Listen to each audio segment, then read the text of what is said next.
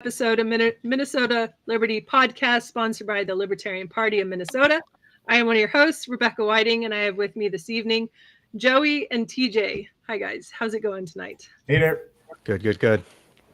So we're going to start off the topics with talking about there's an issue with the White Earth Reservation, and maybe not the issue that you've heard about in the news with the state of Minnesota giving a whole bunch of land over to the White Earth Reservation. But there are other things going on that are pretty significant and are directly impacting people that live around the reservation.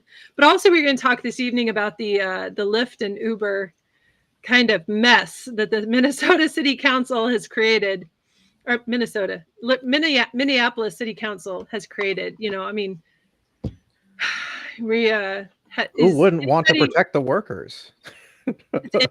Is anybody in a political position to make judgment calls doing it right now in Minnesota? Or are they just all, it's like they're going out of their way to just screw things up and make it worse? I don't know. Is that... Well, I mean, I heard one radio host put it the other day that we're electing activists.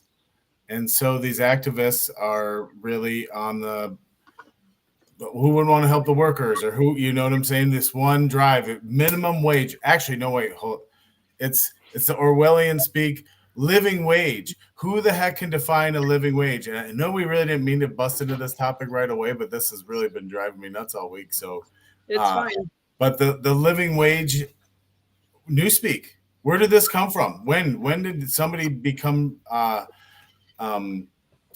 able to define a living wage? Because that's the great question. And so John Justice, who I listen to in the morning, and I saw him on Twitter going back and forth with a person, and you just come to the logical conclusion every time where nobody can just dictate what a living wage is. That's why the minimum wage is always so arbitrary, right? And considering now with inflation, nobody's making the $7.25 or $7. I don't know what, nationally it's dictated, but then this is where Minneapolis comes in and they do their DFL math and say, oh, these Uber drivers are only making $13 an hour after expenses and all these other things. So then, it must be this. And I personally think that Uber and Lyft are making the right decision to pull out and say, see what you're gonna do. I mean, it needs to be a free market, I think. Yeah. So what was the decisions that they made that really led to this? Like what happened? Clearly something happened, right? So what happened for the Lyft and Uber to just be like, you know what, we're done,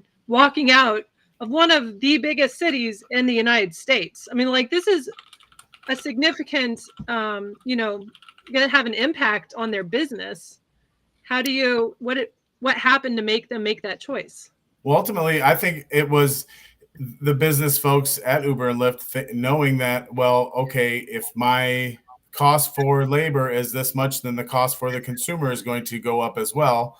And that look on our company is worse than the look of leaving, right? And rightfully so, I guess that's their business decision, right? But the decision was the Minneapolis City Council said this much more per mile and this much more per minute. Like, and I'm not sure exactly the differences of the numbers, and I don't even know the exact numbers, but whatever, it's always arbitrary. Because were you going to dictate it right here? We know what inflation is really, what's really happening with inflation. And so you're just going to set a bar, and that's just going to just be arbitrary and set and go down and down and down. And the alleged intention was for an effective minimum wage of $15.57 an hour to be imposed on anyone working for Uber and Lyft, or any ride-hailing app company. Yeah, it's quite amazing the unintended consequences. Yeah. I don't know if they're very unintended, right? Where if I don't even know any taxi cab companies in the Twin Cities anyways, right? How are they going to benefit? They could, if they had a fleet ready to roll, and they could have evolved in the first place. You know what I mean? The Uber and Lyft came about because taxis sucked, and they Yeah. Because blue and white and yellow cab were not they were not doing right by the customer base. Exactly. And so there was a easy market right there for them to take advantage of, especially these heavily populated areas that don't have the mass transit situation like somewhere in Europe, or, you know, even the big cities of New York with the subway system. And I mean, that's a whole different topic. We could talk about who wants to go into that place, but regardless, the Uber Or and the Lyft really topic of fill the New void. York's taxis. That's a different topic again. And they are just convenient, man. And that's just the market of people. Just like we can hate on Amazon for the whatever, name it. Mhm. You just want to hate on Bezos for whatever, but every one of us uses not every one of us. I did talk to a guy the other day is try. So some of that stuff, which then does that mean, okay, do they have the corner of a market where you can't have no other choice but to buy something from Amazon? I don't think that's the case, but anyways, going Well, back there's a to lot of other going Does to Amazon. Minneapolis need a council? I like that comment. well, and so what's interesting is Frey vetoed their original bill to do this And they just overturned his hike veto. in the wage and mileage. Yeah, and yeah, bad. Yeah, that was you, I think. Well, I was wondering if it was me. My internet's been kind of funny this evening, and Yeah, it's Playing literally robot everybody, here, I or guess. at least that's what it looks We're all like. Maybe doing there's- turns. polar flares. It's Well, contagious. Thank you, Rebecca. Well, maybe the Minneapolis City Council tried to take over the internet in Minnesota, and there you go, screwed it up. So, we don't have. Yeah, I guess where we live, we don't have taxis and that kind of stuff. But you know, not like a taxi company. So, like the Ubers, those kinds of things would be better, because isn't that so? I live in a very small town. We have more cows than people. But the way that I guess I don't even know how Uber works. Is it just that you own a car and you get an app and then you pick up whoever shows up on your app, something like that?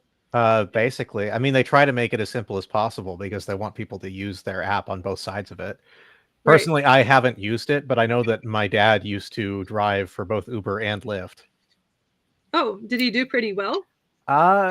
It's an easy way to convert wear and tear on your vehicle into cash. Okay. It's my personal impression of it is that these ride-sharing companies, they are intentionally trying to pay people as little as they can get away with. And my personal belief is that it's a matter of short-term versus long-term perspective. If you're in it for the short-term gain and you don't care about the long-term lifespan of your vehicle, then yeah, it'll make money for you. But I look at it the same way I look at most unions. Assuming that it's a voluntary commitment, it's a matter of, well, yes, it's more economically inefficient to do it this way, but on an individual one-person level. But if there's something else that you're getting out of it, then do it. Go ahead. Well, I used to deliver pizzas, and I remember like for every order that we got like 90 cents, and that was supposed to cover, all the wear and tear on your vehicle as well as gas. Yeah. Yeah. I mean, that was like 1999, 2000 time era, Yeah. I mean, when I was doing pizza deliveries, I got $4 per trip. What? When was that? 2017, 2018. Okay. So 17 years later, 18 years later. Per trip in the little area that you're responsible for? Little is not the right word for the area I was responsible for. I was driving 25 minutes to give people their pizzas. Okay, but still, I think $4 would still be a compensation for the. Well, I mean, if you're taking, I had a car give out on me while I was doing that job. See, when I delivered pizza, it was for Domino's, and remember that time era where Domino's would take your order, and they were supposed to get your pizza to your house within 30 minutes or less. Yeah. It was like a really short amount of time. Anyways, but if you took out like 4 deliveries at a time, then I mean, you would have gotten $16 per time you went out. I got $3.60. But $3.60 went a lot further in 1999 than it did in 2017. So I don't know. Other drivers also hated me because I got a lot of tips. I don't know what's wrong with me. People just like me, I guess. So somebody in the comments said that Lyft and Uber is supposed to be a side hustle for a little extra cash, and that was the concept. Yeah, I mean, that's really the concept. Yeah, really, can't anything be considered a side hustle? I mean, I know many people that could even hold 2 full-time jobs or run a couple companies or things like this, right? So technically everything should be a side hustle, and you make what you're worth or whatever. You demand what you're worth and you set your market price. But I'm not against folks unionizing or something, but it just seems very counterintuitive if you get to the logical conclusion of what you're really after is higher wages and better work environments and things like that. Well, you are making your own work environment in your car. And we're back when you're talking about how does it happen. I think there's also a little vetting that Uber and Lyft do that, you go to a spot or have someone inspect your car so that it's not just some piece of crap, even though I've been into some pieces of crap. So I guess I don't know what is that vetting process and who can get around that. But I've been in some really nice ones, and I've experienced my Uber and Lyft experience has been pretty nice, considering. And think of, the dang drunk driving accidents and things that are just definitely going to increase. Now, I'm not all about the collective data and analyzing this and that and saying we must do laws or anything like this, but this is not the law is taking away the benefit that is reducing those. That is just the free market thing that happened, that now having economical good rides that are in your price range, I guess, the taxis. And what's Swag talking? If they wanted extra money, then need to learn how to market or learn how to code. This was another thing that's brought up. Like, okay, who's going to code the next rideshare app? And then bust in and say, I'm going to pay my workers at least $15 an hour, just like that communism store that opened up a while ago and lasted for like a month. And it was like, pay whatever you think it's worth or whatever. It just went away. And I'm like, I don't know. Folks just don't get economics a lot of times.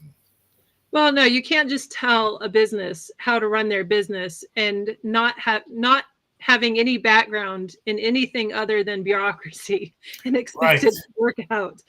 Like it's some, guy that doesn't have any clue as to what's actually going on the ground. It's just like, pushing things with, their pencil. They're just like, oh, we're just going to do this now. And you just need to figure it out. I think it's how a lot of problems in Minnesota just start. There's just, or everywhere. It's not just Minnesota, but Minnesota is particularly bad about creating problems that didn't need to be fixed. And now, because they fixed something that didn't need a solution, now they've created a problem that didn't exist. Right? So that's what this is.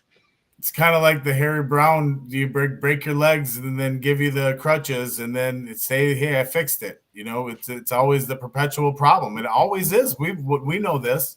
It's definitely the case. Well, they're talking about the state legislature is going to have to step in. I think the Republicans, they floated something. I wish I knew more details because I know I heard Walter Hudson talk about that. Oh, they're not going to go for this because one guy was saying, well, what if they go ahead and go for this now? Now it's more state effing laws that we have to in more state, where the city should have its own deal. Hey, they made this bed. We're about to all feel the repercussions around the Twin Cities because I've heard they could decide to just do the whole metro area and who knows how that's going to go. Or there are people that only start/end rides in Minneapolis, and if that doesn't work anymore, then they're just going to take the app off their phone and stop doing it.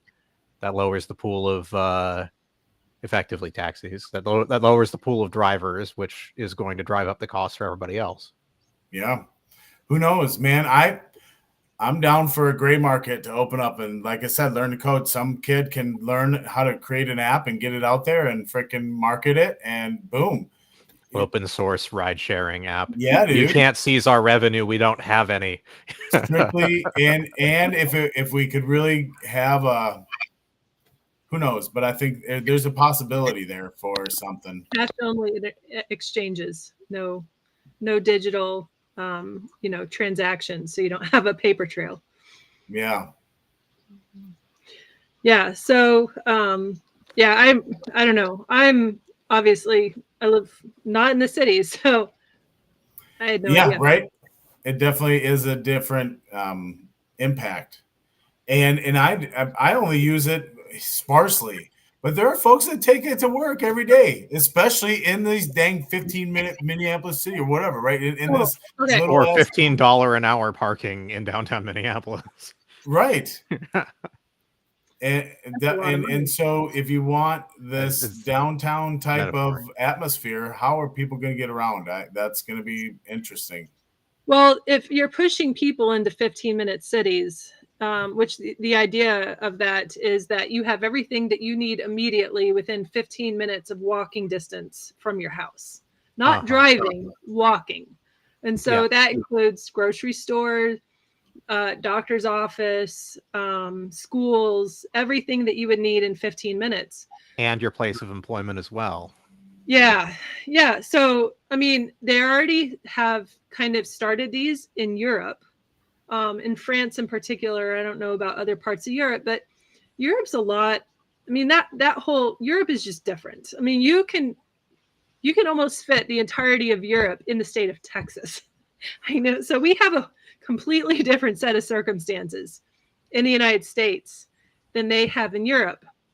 And I was watching some sort of video the other day that it was this guy from Europe that was talking about, like, he didn't understand why people in the United States went on vacation in the United States until he went to the United States and realized how much there is to see in the United States. Like, we have so many different, geographical regions still within the country. People have a list of the top 10 landmarks in the U.S. They come from somewhere in Northern Europe, and they're like, I want to go see this and this and this and this. Okay, all 10? All right. How many weeks are you here for? I'm here for 6 days. No, that's not going to be enough time. We won't be able to travel to all of those places in that amount of time. How many thousands of miles is it from coast to coast? I was doing something with my kids. We were trying to figure out where we were closer to Disney World or Disneyland from where we were living. There's literally 100-mile difference because of where we are. Either way, though, it's a 35-hour drive. I mean, like, I was just like, this is why it's out of the question, kids, because we're just so far away. But anyways, 15-minute cities are meant to put people in these, like, utopias where you don't rely on gas vehicles, you don't rely on any of these things. And then because everybody is in close proximity, nobody has access to their own land. You can't do things on a larger scale. You can't farm for yourself. Like, I would never make it a 15-minute city. I don't like having neighbors 2 miles away, much less than 20 feet from my house. I think who the neighbors are also depends on how much it matters to you. So. It doesn't matter. I don't like people. It just doesn't matter. Well, there's your problem. Yeah, well, there's a reason why I live in northern Minnesota, where I'm closer to the Canadian border than I am Minneapolis. Okay. I guess my only objection to someone thinking of a 15-minute city is, if you don't force anyone, then I'm okay with it, right? Where everyone says, well, it's always going to lead to, okay, you're forced to stay in this 15-minute city and you cannot leave. Like, oh, well, then F that. No way. Right. That's not okay. But that's I look at it. It's coming from is that, you're trying to control people's movement and to keep them from being able to freely just go back and forth to wherever it is they want to, because they have everything that they need in the 15 minutes within their home. So, yeah, I'm not a fan of anyone telling me or anyone else what they need. Right. That's part of the living wage, going back full circle. What do you need? A living wage. What define that actually, and tell me what I need and what you need, and Rebecca and what Joey needs. And no, it doesn't. My needs are a lot more different than your. Exactly. Part of my budget is being able to feed cows. I mean, it's not like, so yeah, a living wage is And some people just like their luxuries and other people don't care. They live a little more simply, so they're going to need less money. I mean, that's just kind of reflective of that, Yeah. So I just think the 15-minute cities as a project is doomed to fail for one specific reason. We had an era where everyone lived within 4 miles of the place they were born for their entire lives. And then people got the ability to leave. And you know what? Most of them did. I guess I'm not saying doomed to fail. Like, again, it's I think fails it if you is. force. But I look at the retirement community, the villages in Florida. I've been there a few times now. My father-in-law lives down there, and now walking 15 minutes, it's greater than that. It's not that small, but it is one city, and there are hospitals. And here's the one thing, though, and I think they're starting to build schools, but it's a retirement community, so they don't need schools, but I think they're opening it up to other folks too that have families. Maybe I don't know how. I don't know the rules, but I know they get their own little government in that little spot, similar to what Disney had.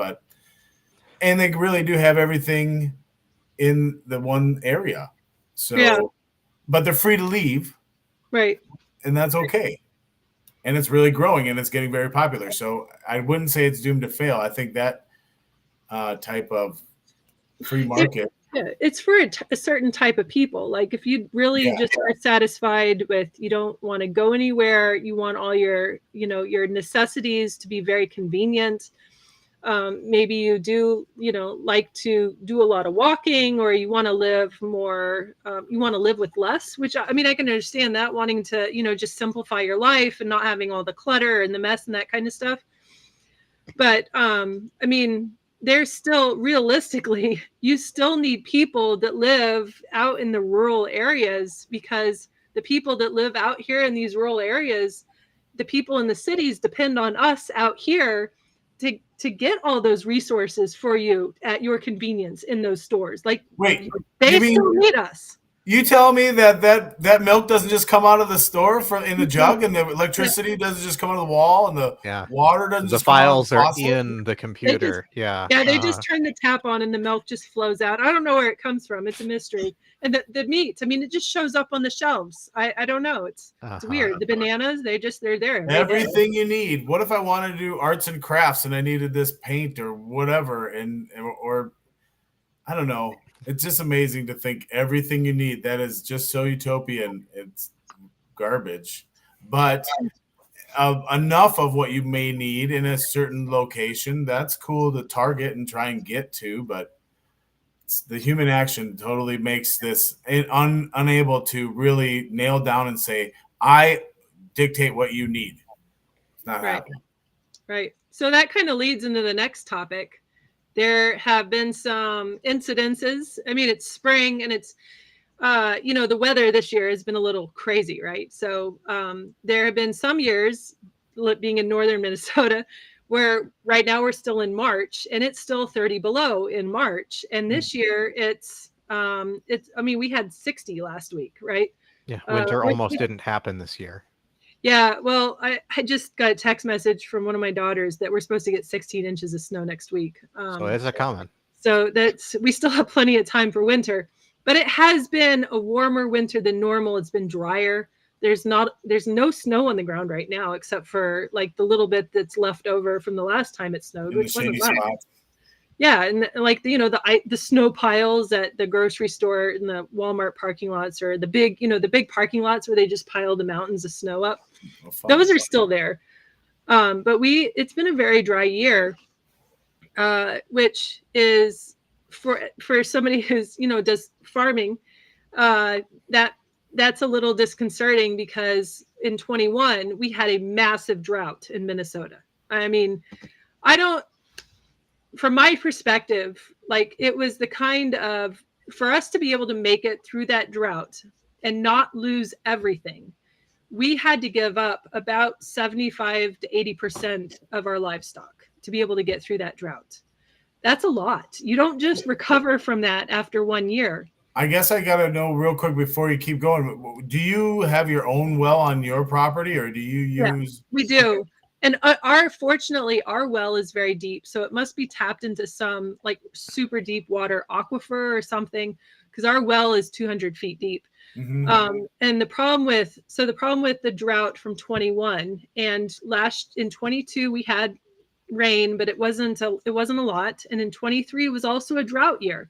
So last year in 23, people's wells that were 25, 40 feet deep were starting to fail. That were just tapped into a sand point because the deep water is just gone up here. We live in a very boggy area. I can drive down the road and see where there have been places that have had just natural ponds for the entirety that I've lived here that are just gone.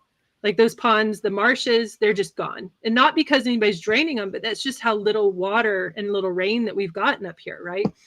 So in 21, when it really reached a peak, it didn't rain at all up here from April to October. And everything was dead. The wheat crops were failing, the corn was failing, the oats were failing, the hay was failing, everything failed. And so when we were able to get a 1,200 pound bale of hay for $50 in the year before in 2020, when it came to 21, and because all the hay fields were just failing, we were paying between $200 and $250 per bale of hay.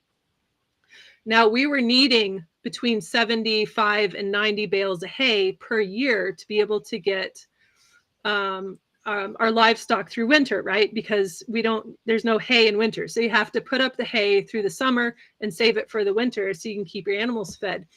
But because the price of hay had multiplied so much, to be able to maintain just our breeding stock, we had to sell off all the extras to pay that extraordinary price for the hay that we could get, just so that we didn't lose everything, right? Mm-hmm. And we still haven't recovered. I mean, because it takes time when you go down to a bare minimum. And it happened to a lot of people. It was everybody. It takes time because to be able to, your livestock to breed and have babies. And then that process goes over again. This is the third year since that happened. And we haven't started calving or lambing or any of that stuff for this year. So anyways, that has all been going on in northern Minnesota. So yesterday, I had my attention drawn to me. Let me see if I can find it really quick, to a letter that was sent in to Inforum.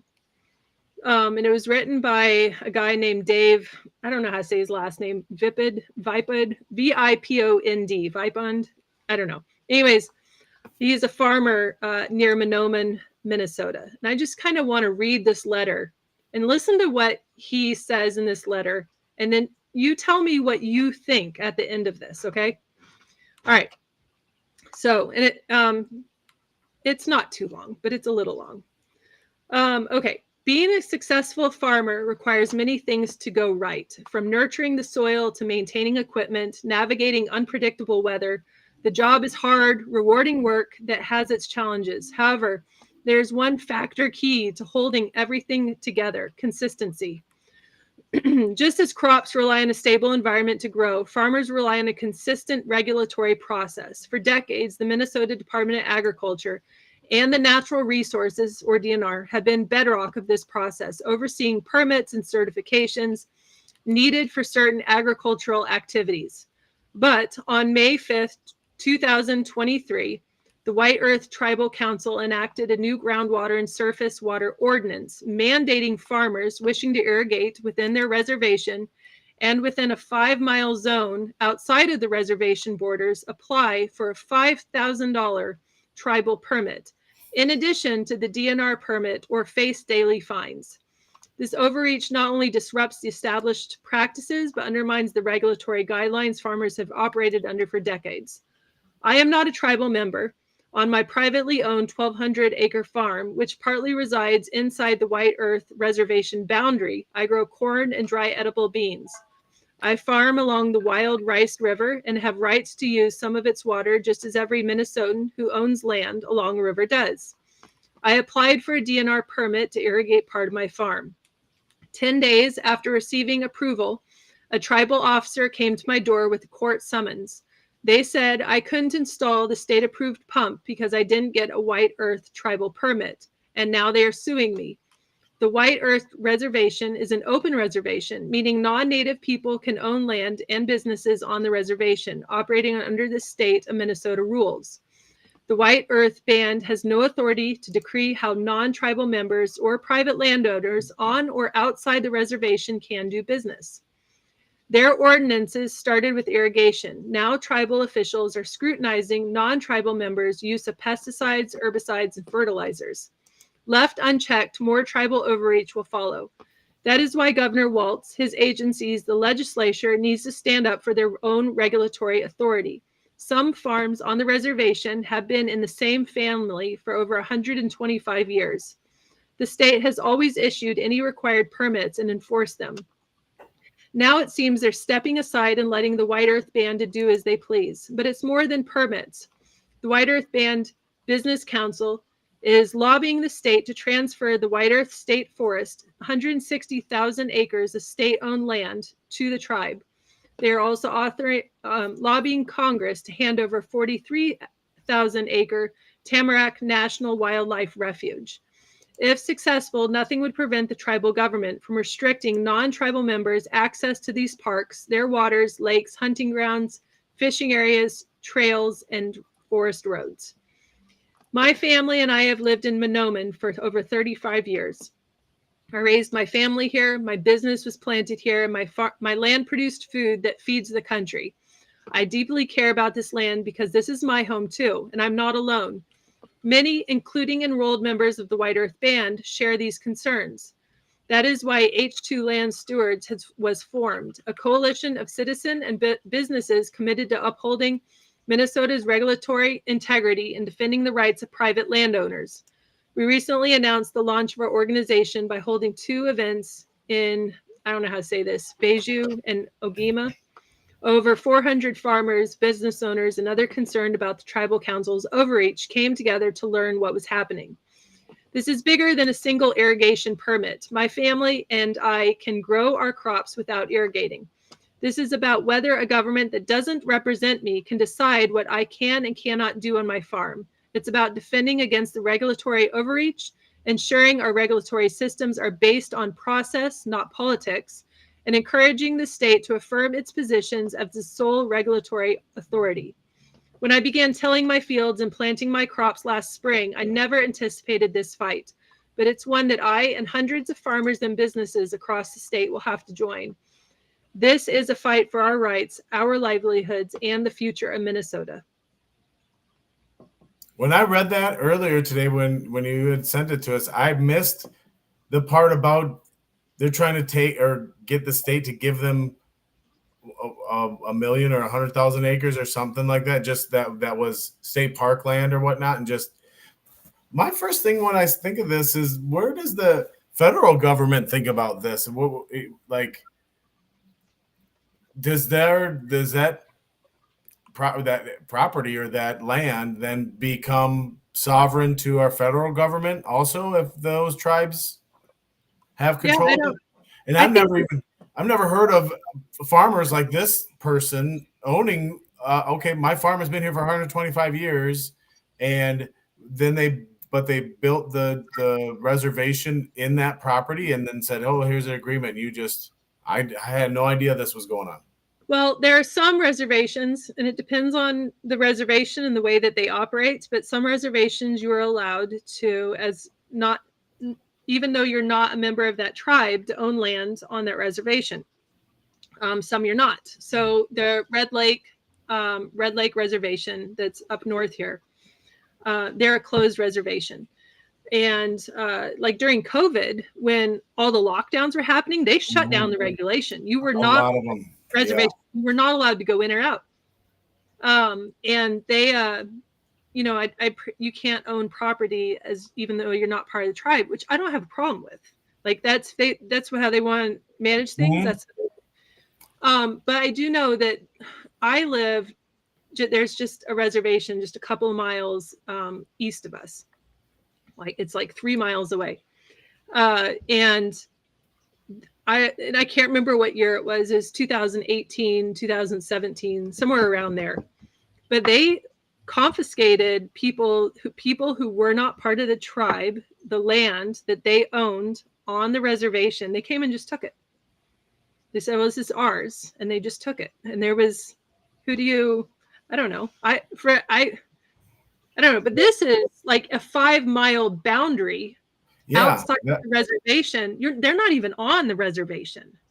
And they're still saying you're not allowed to do this.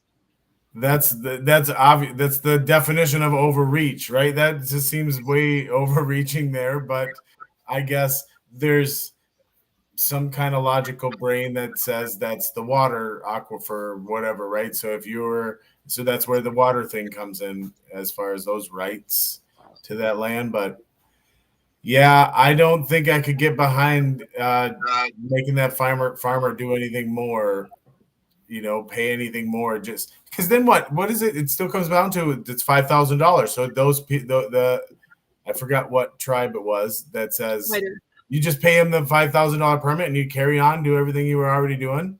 Yeah, but $5,000. That I'm guessing that. Don't get me wrong, it's a lot. And that's on top of whatever the permitting process is for DNR or. What I'm saying is, it's a lot of money.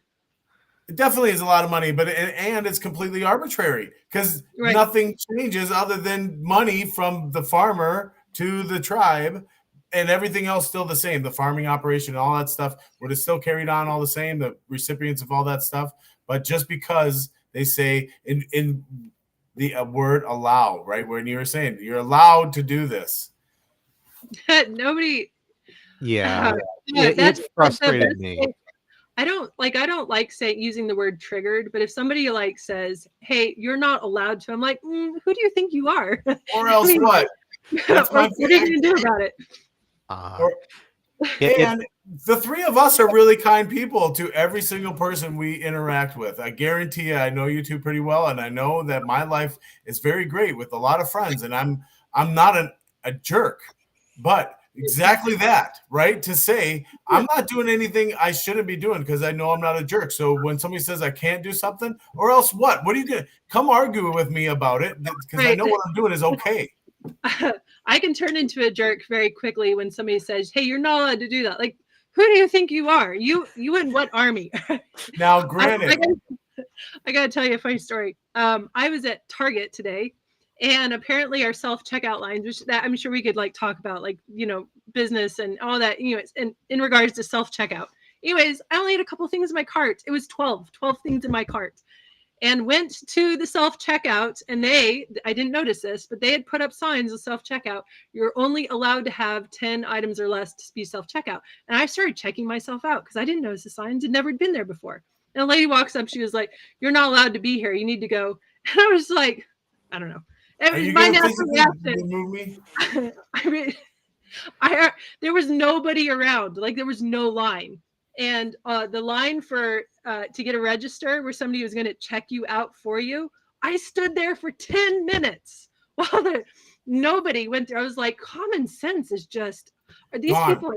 Right. Are you, that's why it's important to stop writing rules like this livable wage, because then people just interpret it as you cannot be here, not thinking the step of the reason. Okay, somebody in a management said, "Hey, this piles up with too many people getting there, all their groceries and all their school clothes and all their stuff in this checkout line, so it's limited to."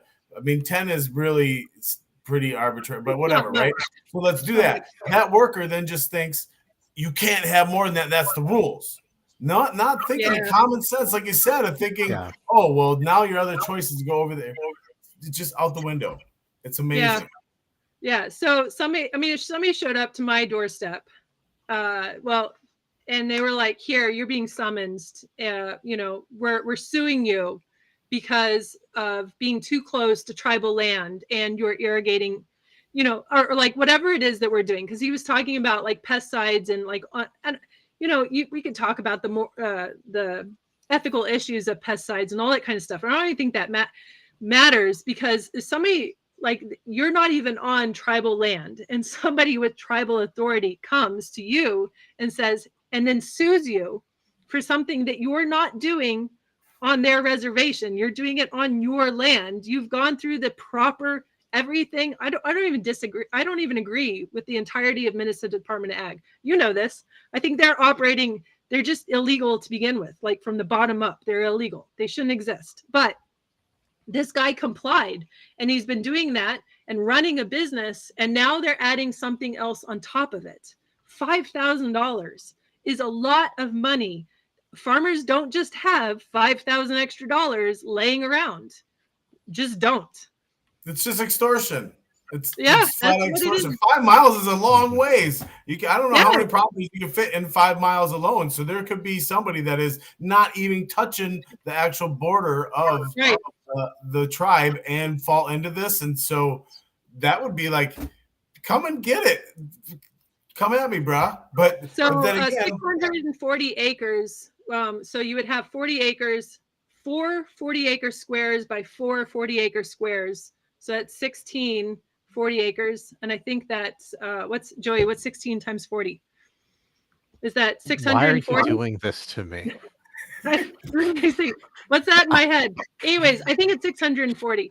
640. That's a square mile, right? So a square mile away from, so put that in perspective. He's got 1,200 acres, which 1,200 sounds like a lot, but it's still, it's 2 square miles. For a farmer that's trying to really make a go, I think it's like you get less than 10% of whatever it is that you sell. Like whatever they're reselling it for, the farmer gets less than 10% of whatever the final total is of. So if it's like wheat, yeah, it's not much that the farmer's getting, right? And yeah, I want a 40 acres. I do too. 40 acres is pretty nice for me too. Yeah, that sounds really nice. I have 6. You grow out of the space very but quickly. See, Jeremy and I used to have this discussion here and there about the water rights and things, right? So say your 40 acres and my 40 acres and Joey's 40 acres and Swack Fan's 40 acres, we're in this square and we are just fine. And then we have kids and then give it to our kids. And then our kids are different personalities and then they don't really get along well. And one believes in one way of things and whatever. And then we discovered something in my 40 acres and we're starting to mine it. And then we pollute the dang water for everybody. Right. And so those are the real questions of externalities, distribution, and accountability. Yes, it's complicated. Yeah. I mean, right. I don't think you can anticipate everything. If you cannot anticipate everything that can go wrong in the future. Like that's one of the things that I've learned about trying to even manage like our small farm, right? Is that like there are just like talking about water and pollution and all that kind of stuff. Like you do try because you have incentive on a farm if you're a landowner to take good care of your land. Like if you're not taking good care of your land isn't going to produce for you. So you have to take good care of it. And a lot of these things that people do for their land isn't meant to just strip it of everything that's good. It's meant to build it back up so it's more fruitful because that's the only way it works, right, for you. Logically. But yeah, I know that because of trying to manage a piece of property and, land, that there are a lot of problems that you cannot even foresee that will happen anyways, right? And you just got to be adaptable and to be able to figure out where it goes on. And you really, we could try to say, well, we need to put this rule in place so that somebody doesn't pollute the water in the future. I know, but I mean, something's always going to go wrong, and then you fix it. No, I agree. You don't need a law and some system of government to say no, you're not allowed to do that at all, just in case this might happen.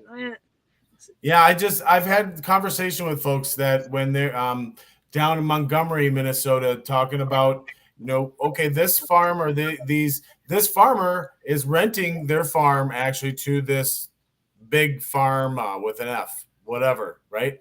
And the way they're farming and the runoff and everything, there's less ponds and whatnot, right? Because there's a lot of swamplands in Minnesota and they create a farmland there, but that water still has to go somewhere. So all of a sudden this person's property is impeded. Right. And so that is a big question, how you handle that without government.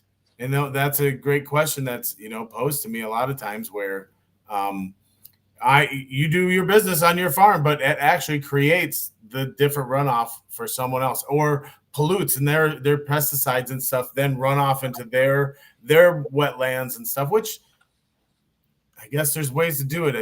I don't know how. This is just a good question that's always posed to me a lot when I talk about being. So pesticide drift is a real thing. Like if you're growing vegetables and you have a field of, I don't know, GMO corn across the way, right? And they're spraying their fields because that's what you're supposed to do to GMO corn. And then the pesticides, because I mean, you can't control the wind, right? You just can't. And so the wind picks it up, and realistically, somebody who's being responsible would try to spray their fields when there's not a lot of wind. But I mean, sometimes you can't even predict, it might start out as a good day and then turn into a crappy day with the wind. You just don't know. But the way that a lot of people do it, with pesticide drift, there is a way to be able to tell. You can look at your crops and see if they've been hurt by pesticide. You take what your losses are, and you should be able to take them to the person who's spraying and be like, you're responsible for this. You killed my crops. That's what should happen. It's the same with if somebody's dog gets loose and were to attack my sheep and kill my sheep. If I were able to find out, if the dog lived through it, if I were able to find out who the dog belonged to, the dog owner is responsible for the loss of my animals. And I should be able to take that bill to them, and they would have to pay that. So, I mean, there are things but also just being good neighbors with each other goes a long ways for these water problems. That's the huge thing. And it goes full circle. And I want to also second what Swag Fan said. I like your style. I totally agree that is the way a polite society would operate. And maybe we just need to get all those people that are impolite into those 15-minute cities, and we can live in our rural societies. I like you guys, but I like you guys from a distance. It's totally. Honestly. So, I've been in California the last 2 days in this northern area west of Sacramento, that after all the rainfall that has happened over the last couple of months, it's so green and just so gorgeous out here. And I hate to say it, but they have it in California. Huh? That's where all our rain is going. They have it in California. Yeah. Man, the Californians, they just want everything. They just take it all. That's where our rain is. It's a racket. So, well, I don't know. I don't know you would like to think that the Minnesota, legislation, not even legislation, but the Minnesota Department of Ag, or the DNR. I mean, like I said, I already don't like those government agencies, but if somebody is putting, another authority that doesn't have any authority over you is trying to push laws on you that don't exist, who do you go to do you have any faith in the system in Minnesota that they'll stick up for the farmer, or are they going to put the tribes first? No, I think one of the most outlandish things in that whole letter, and I mean, I do respect that the guy's trying to make do with what he has, is the deference that he shows to the state regulators, as if they have some sort of genuine either concern for him or authority over him. Yeah, I think that's very frustrating to see. His point was to say, think that's his point. He asserted that one of the problems was that no one was respecting the state's authority over him. Yeah, I saw that. I thought of that too, where it's like, well, the overreach of one, or do I accept the overreach of the other? And I guess he's just trying to say, don't let them double dip at the very least. And I think that's fair enough. Yep. Well, according to the Minnesota Constitution, the whole Department of Agriculture in Minnesota is illegal. And I'm just going to keep telling people that until somebody finally listens and just abolishes it. Because Minnesota Constitution, Article 13, says that they are not allowed to require licenses to peddle anything off of your farm in Minnesota. It was written into the Constitution, and they just they ignore it. Anyways, you can look it up. Article 13. I want to look that up. That's one of my plans too, is to expose all these there's all these agencies and within just Minnesota that are what? Just busybodies that are soaking up our tax dollars? You know, Well, I think it's more, I mean, partially trying to capitalize off of the licensing programs to, prop up the state. We already know Minnesota had $17 billion tax surplus. But, partially it is too that, Minnesota, all these laws that are written to control the populace. And if you can control the food, you control the people. People who don't have access to their own food and be able to make their own food, grow it, do whatever they want with their own food, have the land, they're a much easier people to control. So great point. Yes, I've thought of that a lot too, that the food supply chains, man, for the heavy populations in the cities, and I'm 8 miles out of east of the cities, and what it could turn into, where all those folks, they're hungry, they're gonna start moving, and who knows. Yeah, Patrick in the comments says somebody needs to do it, get arrested, be the martyr to get it seen by the Supreme Court, then it'll change. Yeah, then they'll have a constitutional amendment for the Minnesota State Constitution to allow it to keep happening. Yeah, what we really need is some Javier Milei action. Afuera. I totally agree with Patrick's sentiment that but what has to also happen is that case has to get media attention and really has to really garner that, or else it's going to get right under the rug and that person's going to be sitting in prison like Julian Assange. There's so many folks that don't, these things that so logical, and yes, everybody would say yes, but they feel like they either don't know or what. Right? These things. But that's also assuming that the Supreme Court is actually going to be justice. I mean, I don't have enough faith in the system that even if it could get the attention and go to the Supreme Court, that they would not automatically rule on the side of the state and not the individual. Like every single turn at this point where we are, you just get screwed. So yeah. I think the courts would allow delay after delay after delay until the legislature passes, or until the process has happened for an amendment to the state constitution, which would probably pass. And then after that's happened, the court case is just going to be declared as bunk now, irrelevant, just set aside because it doesn't matter anymore, because what you were doing is clearly illegal now, and retroactive, non-retro, who cares about that? That's silly little things. I mean, they're in control of every aspect, and they exist to just keep propping themselves up. So I don't know. We got to start making a graphic where black pills start falling down when we start making these kinds of comments of just black pill, black pill. Yeah. Damn it. Stop it. Stop this. Right. I don't know. I don't know if there's But the good news is we can fix this, and all it takes is non-compliance. Interesting. Enough non-compliance, and they can't. Did you just make that up, or did you read that somewhere else? No, that's just the thing. The response to black pills is, but it can be fixed. That's things are awful right now, yes, but they can be fixed. And right now, at least, the way to fix it is non-compliance. You're not going to violently retaliate against the state. That's not going to do anybody any good. But what you can do is you can say, well, if they're not looking right at me, then why would I do what they can't tell that I'm doing or not doing? Depends really what it is, right? Because I have actually just this morning got in a pretty heated debate with my colleague that I travel to different places with, and he does something very similar to what I do, but a little bit different. And what's different is he has these certifications that he's taken a week-long course to learn how to do something that I learned by reading 5 pages in a manual. And so if I tell him that I'm going to do this over here on this site, he says, well, you can't do that. You don't have the certification.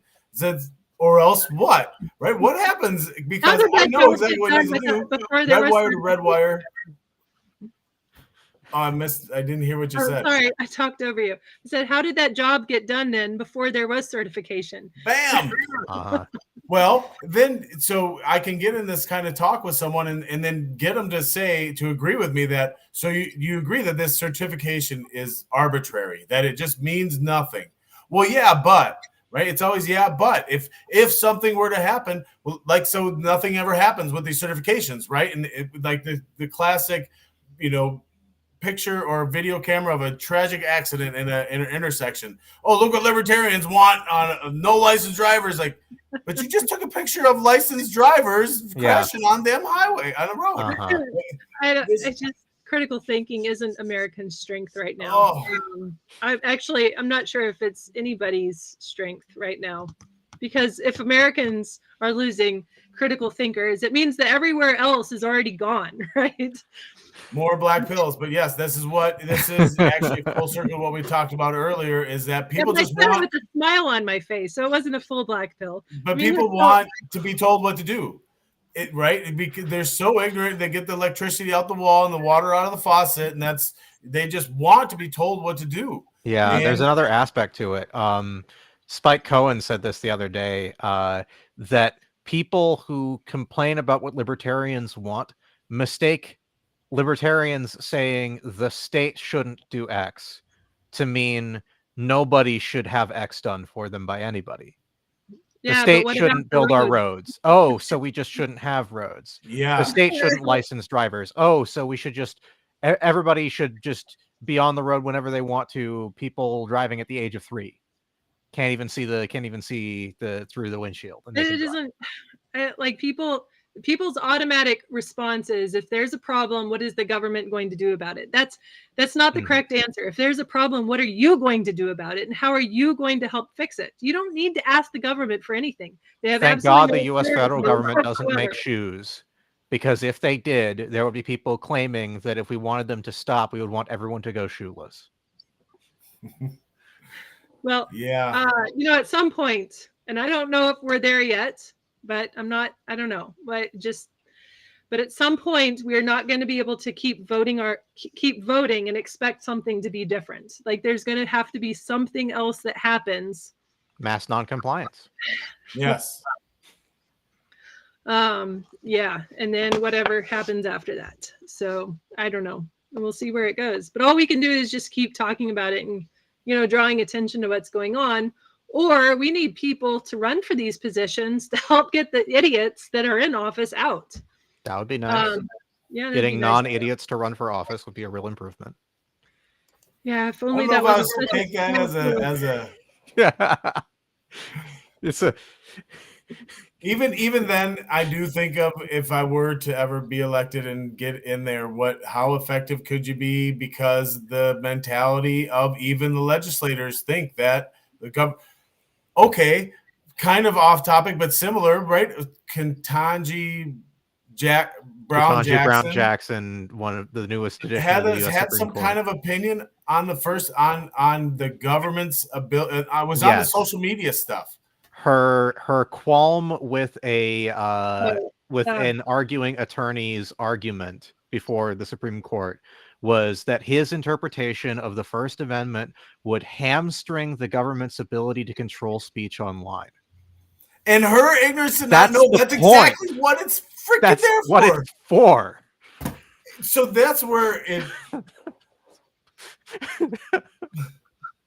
it blew my mind to hear what she said, and I thought, this is the opposite universe right now, because this lady is at that spot and really has no idea. There are only 9 people with the authority to make a determination in this country, at least according to the government of this country, as to what the Constitution of it means.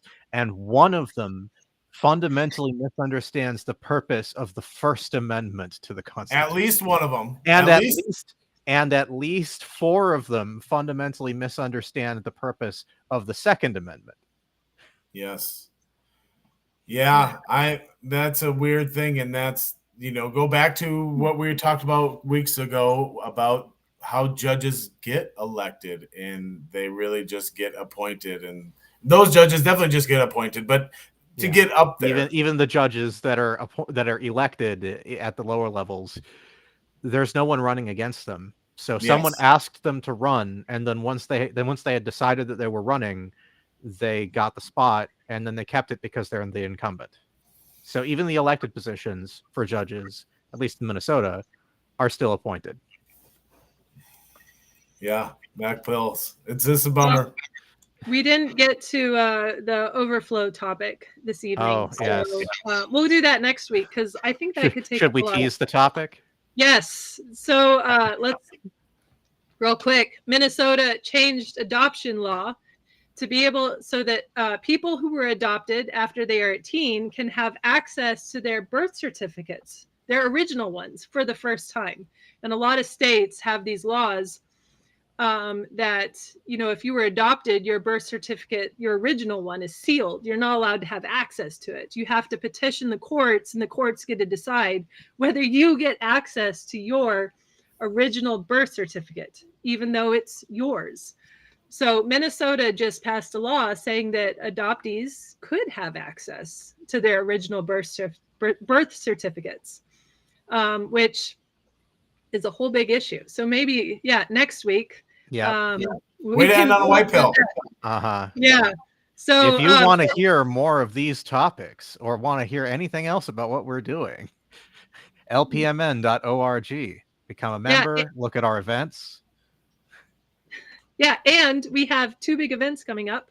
We have the Defend the Guard rally this coming weekend on Saturday at the St. Paul Capitol building in the Rotunda. And we have a list of, it's like 8 speakers or something. TJ, you're one of the speakers. I am one of the speakers. So we'll be there this weekend. And the Defend the Guard legislation is legislation that is meant to tie the hands of the military industrial complex from being able to use the National Guard to continue with these, wars that just never stop. Foreign wars, Undeclared wars. So it wouldn't stop the National Guard from being able to be used in a declared war by an act Not of that Congress. we've seen one of those in a long time. Ever. We have not ever had one, not in our life, not in our parents' life, actually, either, because the last declared war was actually World War II. So that was a long time ago. So that's happening on Saturday, 11 to 2, St. Paul Capitol Building, Rotunda. The other event is our state convention is April 19th, 20th, and 21st. So April 19th, there's a comedy night. You can get tickets to that at the lpmn.org on our website. And that the state convention is actually going to be in Duluth at the Radisson Hotel. It's beautiful. And we're going to I'm driving down there to go see it. I guess, Joey, you're going to be driving up there. Yes. All 3 of us, I believe, are going to be at both events. Yes. Oh, you're going to be at the Radisson Hotel too? Oh, no. I'm sorry. TJ, are you going to be at the convention? Yes. Yep. All right. Then, all 3 of us are going to be at both events. So if you want to meet us in person, show up. Yeah. So tickets for the convention, also lpmn.org. And I think that's all we have for this evening. So see you all next week.